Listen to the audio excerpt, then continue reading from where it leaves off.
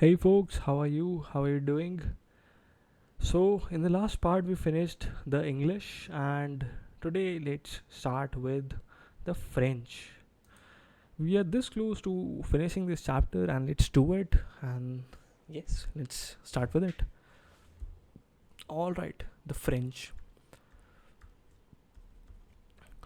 The French. Foundation of the French centers in India.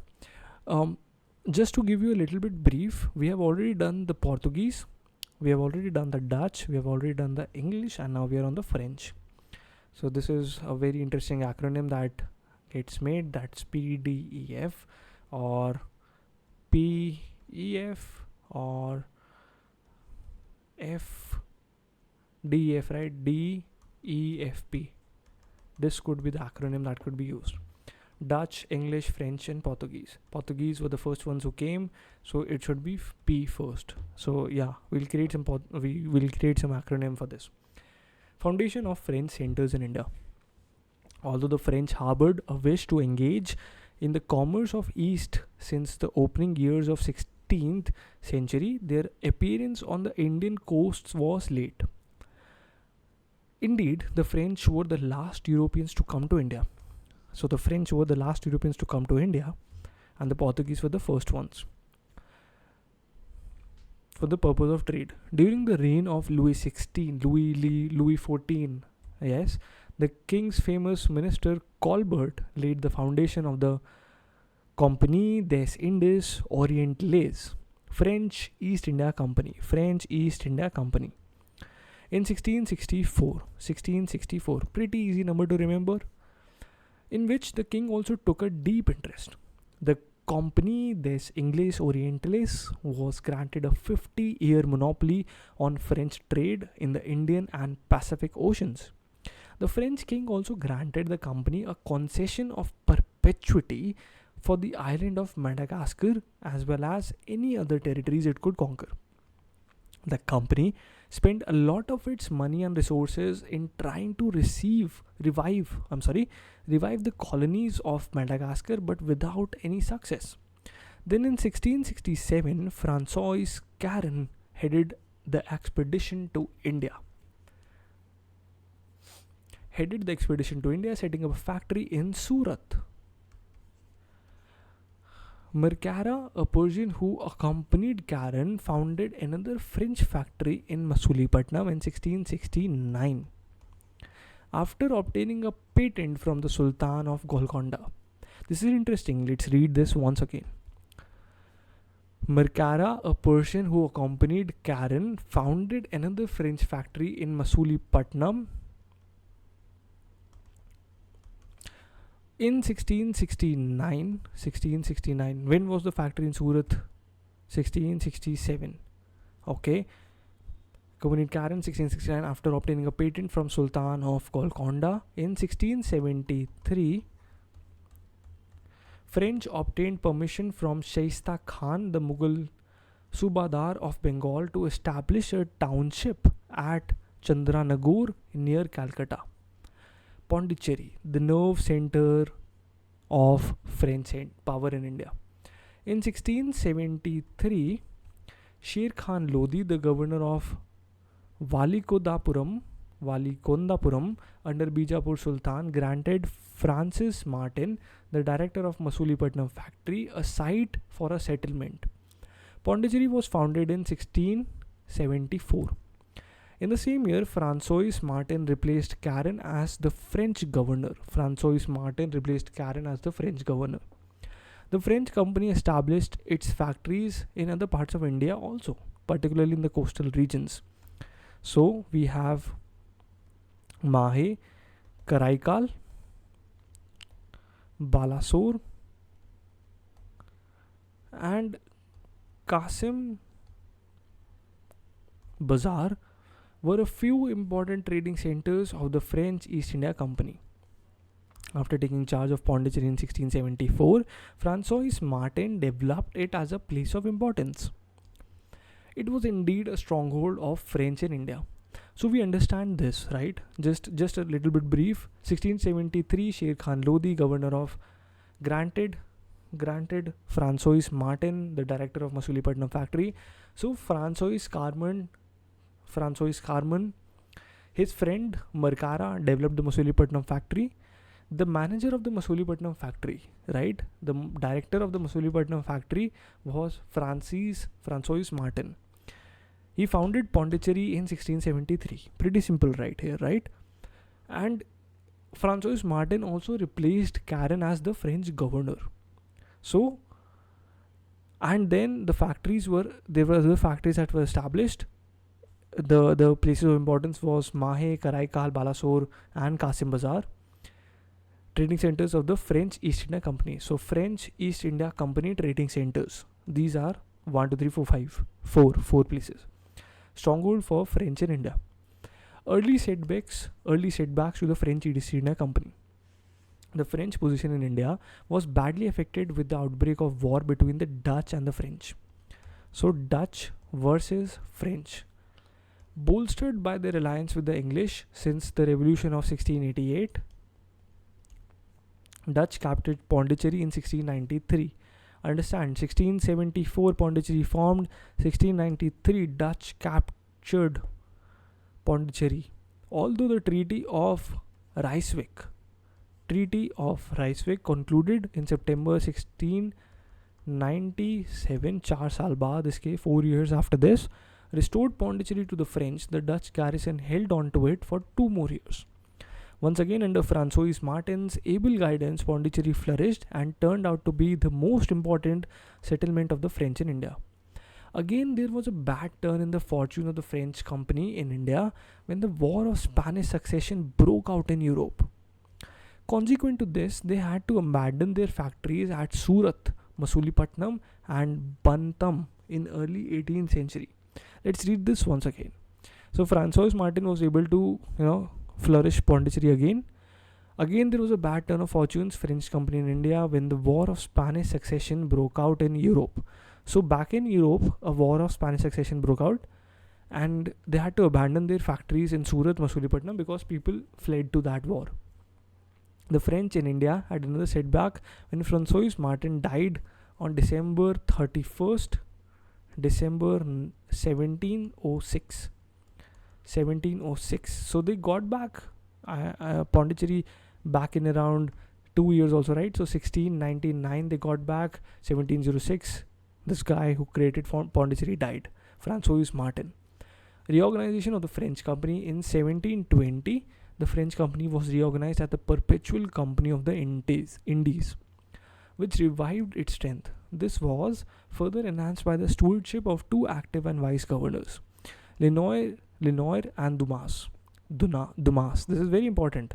There's a beach in Surat that is named as Dumas Beach. So this is interesting to understand. Lenoir and Dumas between 1720 and 1742. So 1720 and 1742.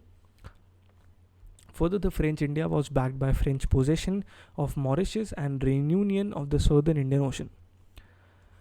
The Anglo-French struggle for supremacy, the Carnatic Wars, a very important chapter in history. Background of the rivalry. Though the British and the French came to India for trading purposes, they were ultimately drawn into the politics of India. Both had visions of establishing political power over the region. The Anglo-French rivalry in India reflected the traditional rivalry of England and France throughout their histories. It began with the outbreak of the Austrian War of Succession and ended with the conclusion of the 7 Years' War. So first was Austrian War. These wars are in England, in Europe, remember. And then was the 7 Years' War. Specifically in India, the rivalry in the form of 3 Carnatic Wars were decided once for all that the English and not the French were to become masters of India. In 1740, political situation in South India was uncertain and confused. Nizam Asaf Shah of Hyderabad was old and fully engaged in battling the Marathas in the western Deccan, while his subordinates were speculating upon the consequences of his death. To the south of his kingdom lay the Coromandel coast without any strong ruler to maintain the balance of power. Instead, there was a remnant of the old Vijayanagar Empire in interior Mysore, Cochin and Travancore on the Malabar coast, and in the east, the small states of Madurai, Tanjore, and Tiruchirappalli, that is Tiruchirappalli. The decline of Hyderabad was the signal for the end of Muslim expansionism, and English adventurers got their plans ready. Also, there was the Maratha kingdom of Tanjore, providing the Peshwa of Pune an excuse for interference whenever he pleased. The First Carnatic War, 1740 to 48. Europeans background, right? So that's the first is background. Carnatic Wars was the name given by Europeans to the Coromandel coast and its hinterland. The First Carnatic War was an extension of the Anglo-French War in Europe, which was caused by the Austrian War of Succession. What was the immediate cause? Although France, conscious of its relatively weaker position in India, did not favor an extension of hostilities to India, the English Navy under Barnett seized some friendships to provoke France. France retaliated by seizing Madras in 1746. With the help of the fleet from Mauritius, the Isle of France, and under Admiral La Bourdonnais, right? Admiral La Bourdonnais, the French governor of Mauritius. Thus began the First Carnatic War. So, what was the immediate cause, right? France, conscious of its relatively weaker position in India, did not favor an extension of hostilities to India. But English Navy provoked them. France retaliated in 1746 by seizing Madras with the help of fleet from Mauritius, the Isle of France under Admiral La Bourdonnais, the French governor of Mauritius. Thus began the First Carnatic War. What was the result of the First Carnatic War? The First Carnatic War ended in 1748 when the Treaty of Aix-la-Chapelle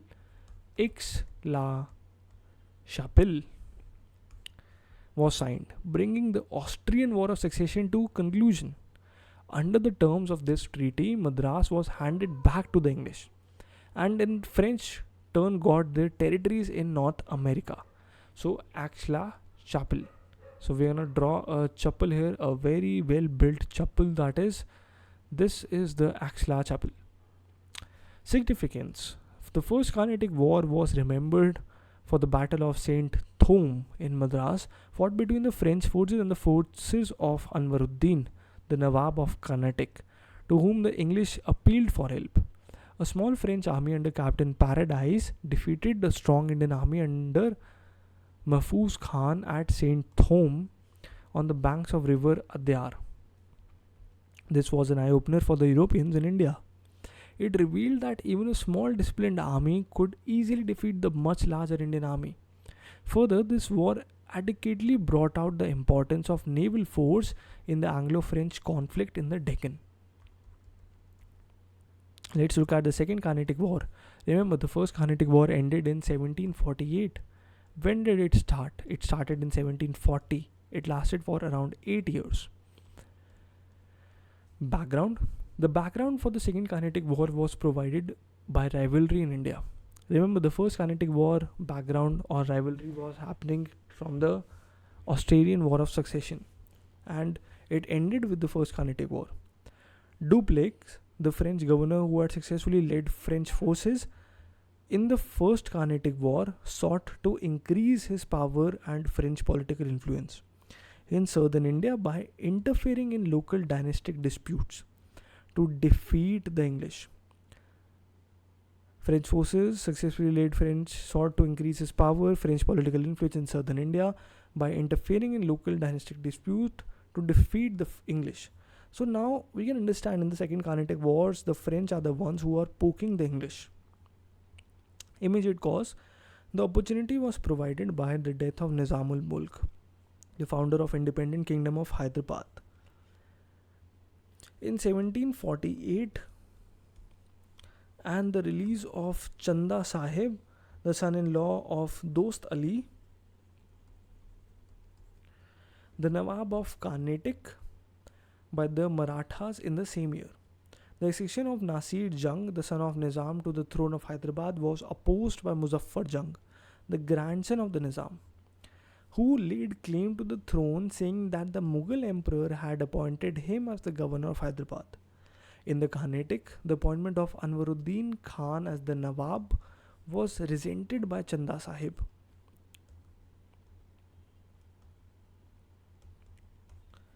The French supported the claims of Muzaffar Jung and Chanda Sahib in the Deccan and Carnatic. So this is very interesting to understand. It can be a little bit confusing, but understand this. We're going to go step by step, slowly. Alright. French supported Muzaffar Jung, MJ, and Chanda Sahib, right? In Muzaffar Jung in Deccan, right? And Chanda Sahib in Carnatic, right? Respectively, while the English sided with Nasir Jung. So English sided with Nasir Jung, NJ, and Anwaruddin for the Carnatic. Alright, the accession of Nasir Jung, throne of Hyderabad, opposed by Muzaffar Jung. Alright, yes, Anwaruddin Khan as the Nawab was resented by Chanda Sahib. The Carnatic, alright, Chanda Sahib wanted to batter Anwaruddin and Nizam Jung. Muzaffar Jung resented Nizam Jung. Perfect. So now we have a perfect understanding of the immediate causes. The French supported both of them, English supported both of them. Understand the course of war. The combined armies of Muzaffar Jung, Chanda Sahib, and the French defeated and killed Anwaruddin at the Battle of Ambur near Vellore in 1749. So Chanda Sahib, Muzaffar Jung, and the French, the combined armies defeated and killed Anwaruddin for Carnatic. This battle of Ambur in 1749. Muzaffar Jung became the Subadar of Deccan, and Dupleix was appointed as the governor of all the Mughal territories to the south of River Krishna. A French army under Bussy was stationed at Hyderabad to secure French interests there. Territories near Pondicherry and also some areas on the Odisha coast, including Masulipatam, were ceded to the French. Having failed to provide effective assistance to Muhammad Ali at Tiruchinappalli, Robert Clive.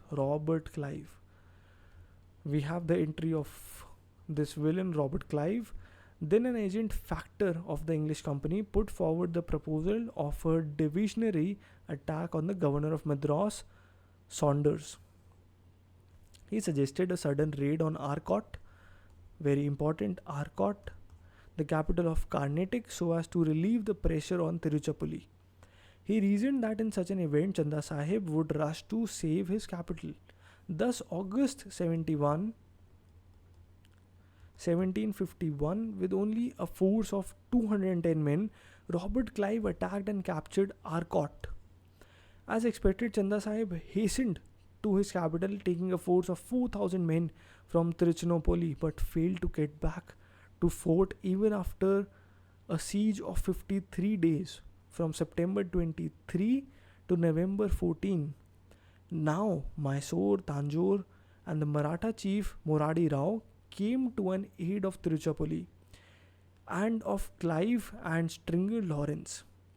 Tiruchinappalli was first relieved of its siege, while General Law of France with Chanda Sahib remained cooped up in the island of Sriranganam. They were forced to surrender on June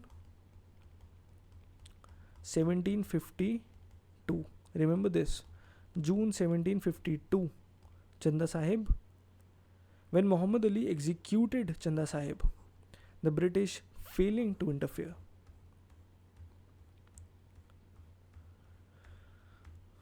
Alright, the result of this war, the French authorities, annoyed at the heavy financial losses that Dupleix's policy involved, decided to recall him in 1754. Godeheu succeeded Dupleix as the French Governor General in India. Godeheu adopted a policy of negotiations with the English and concluded a treaty with them. The English and the French agreed not to interfere in the quarrels of native princes. Also, each party was left in possession of the territories actually occupied by them at the time of the treaty. According to historians, the fear of serious repercussions in America prompted the French to suspend the hostilities in India.